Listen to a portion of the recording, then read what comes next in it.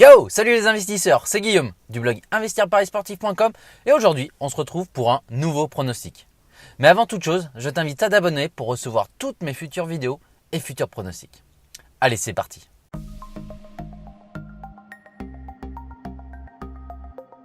Donc aujourd'hui, on se retrouve pour le match de Première Ligue qui va opposer Crystal Palace à Arsenal. On a d'un côté Crystal Palace qui réalise une première partie de saison plutôt mauvaise avec seulement 2 victoires et un match nul. Donc ils ont actuellement 7 points et 7 points en 9 matchs, c'est vraiment pas énorme. De plus, Crystal Palace est actuellement 15e du championnat avec seulement 2 points d'avance sur la zone de relégation. De l'autre côté, on a Arsenal qui après 2 premiers matchs perdus face à 2 gros de la Première Ligue, à savoir Chelsea et Manchester City, marche totalement sur l'eau. En effet, ils ont enchaîné 11 victoires en 11 matchs. Ils sont actuellement 4e de Première Ligue, mais ils sont seulement à 2 points du premier Manchester City. Bon, si on regarde un petit peu plus en détail cette rencontre, on a, comme je l'ai dit, Arsenal qui enchaîne les victoires. Les 7 derniers matchs, c'est 3 points à chaque fois, donc c'est 21 points, donc ce qui est énorme.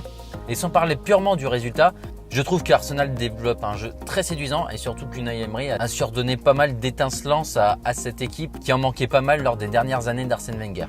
Donc cette équipe-là peut encore continuer à engranger des points et je pense qu'elle pourra, si elle continue avec ce niveau-là, elle pourra vraiment aller chercher une place en Ligue des Champions, voire même jouer ou en tout cas d'essayer de disputer au maximum le titre dans les dernières journées. Crystal Palace, c'est tout le contraire, il reste sur 3 défaites lors de leurs 3 derniers matchs et ces 3 défaites, moi, m'ont plutôt inquiété. Je les ai pas trouvés du tout étincelants dans le jeu, non. Pour moi, rien montré et contre Arsenal, ça risque d'être très dur. Si on regarde un petit peu plus à domicile ou enfin les matchs à domicile ou à l'extérieur, moi je m'aperçois tout de suite que Arsenal, cette saison, comme ils ont enchaîné beaucoup de victoires, ils se déplacent très bien, mais la seule défaite qu'ils ont eue, c'est contre Chelsea.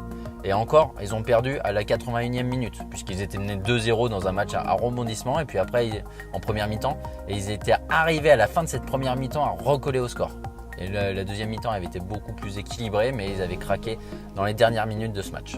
Bon, si on regarde aussi un peu les confrontations de ces deux équipes, Crystal Palace, quand ils reçoivent Arsenal, s'en sortent vraiment très mal. Ils n'ont gagné qu'une fois depuis 2004. Après, j'ai pas regardé le nombre de victoires, mais je crois que le ratio est énorme. Je crois que Arsenal a gagné à chaque fois, sauf la défaite contre Crystal Palace et un match nul de mémoire. Donc Arsenal réussit vraiment très bien quand ils viennent chez Crystal Palace. Bon, après, il faut quand même prendre en compte que Arsenal, je répète, sont sur une série ultra favorable et comme à chaque fois, toute bonne série a forcément une fin à un moment donné. De plus, les Londoniens enchaînent quand même pas mal les matchs.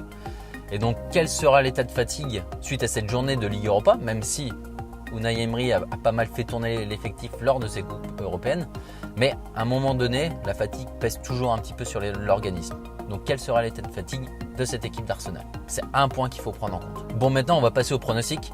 Je pense que tu l'auras compris, je vois pas du tout Crystal Palace s'en sortir. Et donc, je vais parier sur Arsenal remboursé dans le cas où le match est nul. Donc la cote est certes petite puisque chez les bookmakers français elle est à 1,30 et chez les bookmakers.com elle est à 1,37.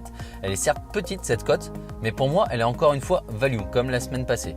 Moi je voyais plutôt cette cote entre 1,20 et 1,25. Donc à 1,30 ou 1,37 ça vaut vraiment le coup de la prendre. Bon, comme toujours, moi je ne fais pas de paris classiques, je ne fais uniquement des laits en pariant chez Betfair ou Matchbook. Et donc le lait est coté à 4,8.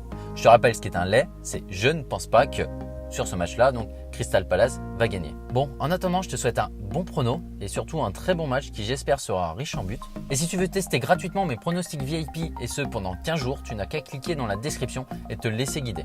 Pense également à t'abonner pour recevoir toutes mes futures vidéos et futurs pronostics. Et comme toujours, n'oublie pas, arrête de jouer, investis.